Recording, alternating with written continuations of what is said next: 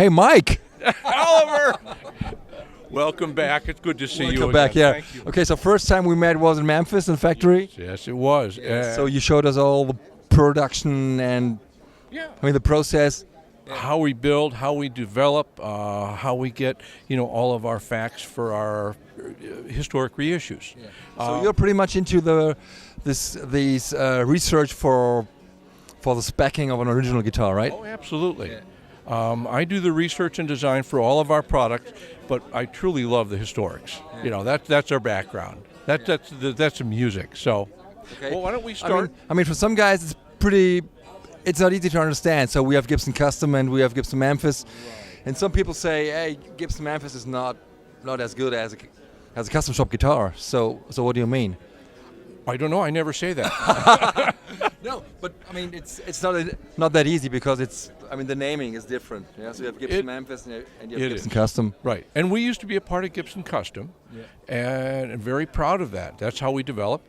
A couple of years ago, we became an independent division. And I think we both build marvelous guitars. Absolutely. So you do your own line at Gibson Memphis. Yes, we do. Your own historic line for Gibson Memphis. Okay. So one of the most popular guitars, the 335 here. Absolutely. 1959 ES335. Yeah. This guitar, we really haven't changed for 2015, but let me go through it. The only we made one minor change on this one because everything was already done. But so we're going to be going with a 45-degree bevel on the pickguard this year. Previously it was 35, which wasn't correct. Yeah. But this guitar introduced us to using quarter sawn Adirondack spruce, and we sourced it for this model. And this particular guitar, when we started, we had a 59, we digitized it, and we made a new press. So the Mickey Mouse ears are exactly as a really nice example of a 1959. And so that's what we have here. And with this, we introduced the red spruce, and it made such a difference. So this year, we're actually going to be using Adirondack, or they call it red spruce, in all of our historic guitars. Because tonally, this thing just exploded. We loved it. So, and then if we can go down here, this is our 1964 ES345. And on this guitar, I'm going to hold it up and look at the difference in the horns. When we did the 1964, we had recently retooled and made presses once again so that we had just the right horns for the slender horns that came around in 1963. So, and we hadn't done a 345 in a long time. So with this guitar, we researched and came up with the period correct celluloid inlay that has the same figure that they used in 64. We roll the binding in just like you would find on a vintage guitar.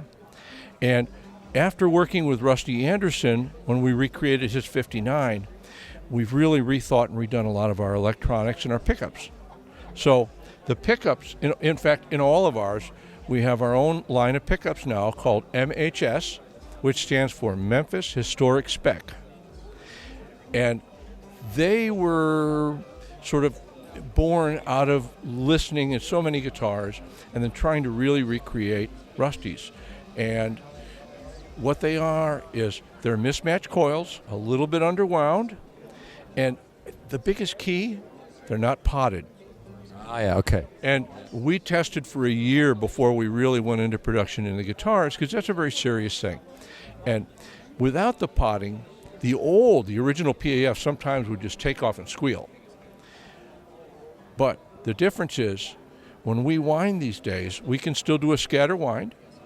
We can do the not potted because our winding machines are so much more accurate. We can build consistent pickups from one to the next, whereas in 1958, 59, you had someone sitting with a sewing machine motor more or less holding the wire, and if they ate chicken, it might get greasy and it might slip. I mean, there were so many variables. But what you got out of that was that magic, that high-end magic. And we really sought to recreate that by not potting the pickups and various other things. Yeah. And we put them out there. Rusty, who is a guitar player for Sir Paul McCartney, toured with him for a year. And they play pretty big shows. And they work great. And it worked. And it worked. Without squealing. Yes. And we also sent it out with a band out of New York, and they play these small little clubs in New York. They play big rooms now too, but they play a lot of the small clubs where it's just all sorts of sound bounce back, and they'll play through Marshalls and they crank it. They loved them. They're on the road for a year. They recorded, they did live shows and everything, and it was at that point we're like, we're here. Wow. So all of our MHS pickups are that. And again, working with Rusty is where we came up with our controls, because we were trying to get that nice sweep that you would have when you roll on. And with Rusty Anderson, we ended up going with an H audio taper. And in order to get that right, just the tonality, we went with a 550K pot. We used to have 500. We got our consistency is plus or minus 5%. Yeah. And then we take all the pots, we get them in. We actually went to Germany to get the meter. Thank you for the great equipment. And we measure every one, put the resistance on it, and we make groups, and then we build matched control assemblies by hand out of those pots. And it makes a difference. Wonderful. And it's just, we're having a ball. Yeah. So that's sort of an overview. And again, here's our 59. Again, here's a 63, with the block inlay in this. The block on this, I don't know if you can see it, but see that one sweep? We recreated, working with the guy that supplies our material, the original celluloid with that rich, vibrant pattern. The celluloid, they were using a plastic before, and it was sort of, they called it mother toilet seat. It was just like crackled. Yeah. And it was sort of in the vision of, but it wasn't correct. This just got that rich, fluid depth to it. And once we found that, we were thrilled. So you'll see this in all our 2015s in the historic lineup. Now, we're having a little fun too. We're doing limited runs. This is our 1959 ES-175. Figure top. Yeah. They never had figure tops in 59, but as a limited run, it works. So it's allowed for limited runs. Just for limited runs. People realize that we're building the right things nowadays. So I felt it was time where we could do that. In fact, it was Rusty's guitar, his 59. Our wood selectors got a little out of control, and they started pulling this nice figure. And I thought, oh no. Everyone loved it. Yeah. So we've got this. Let me turn it over. And you can see it's a very traditional build. It's just all the same features of a 59, only it's got a little bit of fancy. Yeah. So, and actually the color on this particular one, we have a 57 ES-225 in the shop. The Sunburst is just magnificent, and this is it. Oh, yeah. We were inspired by the 57. So that's where we're having a little fun with some limited runs. Let's, over here, 1952 ES-295. Whenever you think of that, you think of Scotty Moore, you think of gold. Absolutely. So there's no sustain block here? And no center block. Absolutely. This is manufactured exactly as they were. There was one that we know of that was done in cherry. And so it was just like, okay, let's do it. We're doing a very limited run on these. And I thought, well, it's going to be, people might not like it. I think they're all gone already. Yeah, everyone saw it and they loved it. So this is just fun. Yeah. It sounds great. It's got, again, our MHS P90s, the match pots, all of the historic features, that we've developed over the years are in here. So let me put this back. Let's move on to some of the new models. This past year, 2014 in May, we started building an ES Les Paul. And it's a Les Paul that's manufactured in the same style as an ES guitar. We laminate 3 veneers for the top, for the back, and for the sides. It's maple, poplar, and maple. It has a center block, so it's truly an ES guitar. And The size of a Les Paul, of course. yeah, and was someone, the question came up one day, it's like, well, how come you guys don't build a Les Paul? And it was like, holy crow, yes. But we're the ES division. So you think about, what is a Les Paul? A Les Paul is mahogany with a maple top. Absolutely. So inside these guitars, the center block, you can't see it, but the center block is mahogany with a maple top. And then we sculpted the center block in such a way as to get the best resonance, lightweight. These guitars weigh around 6 pounds. They sound like a Les Paul, but you've got the airy ES that just carries through with it. And this guitar, the Les Pauls are the only one we're putting our MHS humbuckers in. Because everyone in the factory, we just kind of bonded with it. So we said, all right, give them the historic pickups. And we are. This is a limited run for Q1, and it's our gold top VOS. And we have a number of limited runs. We've got the Cobra Burst, the white top. The white top is cool. We did a black top last year. And our general manager said, well, wait a minute, let's do a white top. And I wasn't even thinking of it, but if you remember the old mandolins, Gibson had an A3 mandolin, and it was called the refrigerator top. It was a white top on a stained back. And all of a sudden it came out of paint, and it's like, it's an A3. So, so we made sure to put, we had to have the cream, all the cream hardware. It's like, it's got that vibe, that old vibe, which I like it. So you have to rename it. Yes, Les Paul A3. A3, I know. We could. That'd be fun. Yeah. The only thing not there is the right inlay pattern. The A3 had a beautiful little fern. I love it.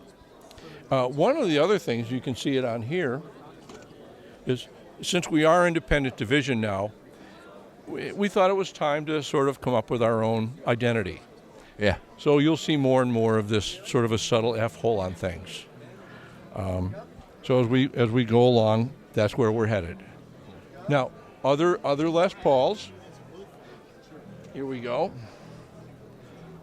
Who doesn't like a Bigsby? Yeah. So this is a light burst with a Bigsby. This is limited again for Q1. Then this guitar over here, that's our lemon burst. And this is in our core lineup. So we'll have a lemon burst, and over there is a Heritage Cherry Sunburst. And these are in the core product line. So these are not limited. That means. Okay. They're wide. And another thing that's brand new and not limited are the basses. Yeah. And this is, I like them, but I'm supposed to, I guess. It's a short scale. 30.2 inches. The neck is the same dimension as a Les Paul, so guitar players can pick it up and you feel at home. Yeah. The binding is rolled in, very nice soft roll. The weight is 6.5 pounds, thereabouts. We've only made two, so they're both 6.5 pounds. The pickups we're making specially, for this out of our MHS, and the pickup placement. We've got this. I just checked the same thing that they had, the 66 Tour Beatles, the Hofner bass. I went for the same spacing from the 12th fret, and then to have a little more percussion, because the newer basses tend to be a little more percussive. Yeah. We moved the bridge pickup down a little bit, so you get great separation, and it's percussive enough that we went with flat wound strings. It blends in well. And just for the weight, we went with the hip shot ultralight tuners, so it hangs on the strap perfectly. Okay, moving down, well, we have the other Les Pauls, and then we get into the core models, our 335. And for this year, on the 335, it used to have dots. Yeah. And we just thought, what the heck? We put block in it. And now, take a look. You can see the difference in the material. We don't use a historic material on these. This is the former material. And it looks good, but it's not historically accurate. But it doesn't matter because it's not a historic guitar. Cool. But it looks neat. Yeah. So, and on these guitars, again, we've changed up this year. We went to a .015 microfarad capacitor for the neck pickup. Gives it a little more sparkle. So, still an 022 down here for the bridge. 015. We've used a historic truss rod on all of our models now because it's such a superior truss rod. Once we did it last year, it operated so much better, and it fits so well. It's got better vibrational transfer. It works better. So we're across the board, they all get it. And there are a lot of other, small changes just to try to make the guitars that much better. We're switching over to Grover Rotomatic, the old milk bottles. They have a reissue, and it's 18-1 now. So you'll see a lot of 18-1 tuners on the guitars. Like I said, we're just trying to make it better for the player whenever we can. Yeah. So, is there any other questions on the models, or? Oh, just go through. Okay. And this, here's our 335 again, with our FO logo, the square inlays. This is our natural figured 335. Oh, locking. Last year we introduced the locking bridge, Tone Pro bridge, and it was such a hit, and it really made a difference. We're going with the locking stop bar as well. And these locks, the stop bar is a standard Gibson stop bar, no change at all, but the studs are threaded and locked. It's a subtle thing, and I like that. It doesn't just jump out. It still looks very Gibson, but it's an added feature. And again, we still have our ES339, which is a 335, a little bit smaller, a little more comfortable for people who like a smaller guitar. It's a good transition size. This is our new Sunburst. We've got our finish team is wonderful. And we just said, look, we need something more vibrant. What can you, and they're like, oh, we know what to do. I think they had been working on it already. Yeah. And it's a new yellow, and it's not gaudy, but it's bright, and they faded in very nicely. On the back, you can see where the Sunburst it's translucent all the way, but it's got a rich, deep feel to it. So I'm just thrilled with these. Yeah. It's not only yellow. Yeah, the guys did just an amazing job. Here's our Satin one here, of course. Satin one, of course. A Satin 339, of course. And then this is our entry level. This is our studio. Last year, they took off. And they didn't have binding. They were rounded. And so we thought, how can we make it just a little better for everybody? So this year, they're bound body. We have two new colors.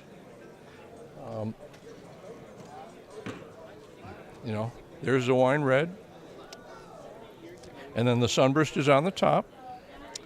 And they share all of the features of every ES guitar. They're just like a regular ES 339 or 335. The same pressings, the same solid maple block. It's just the trim is a little bit, not quite as expensive or fancy, so we can make it so people can afford to get into them a little better. But you're still playing a 335 or 339. Yeah. And I think they're working out great. And a lot of new guitars. There are. It's a big product line.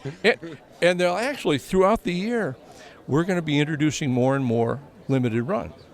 So the limited runs we've seen, those are just for Q1. So when quarter one is over, starting right after that, we'll have 14 or 15 new ones every month. Or no, every quarter, pardon me. Okay, so there's a lot to come. There's a lot to come. There's a lot to come. Thank you, Mike. Oliver, thank you so much. So it's just wonderful to see you. Yeah, I really every time. All right, it's been great. Thank you guys for coming to see Gibson Memphis. We appreciate it.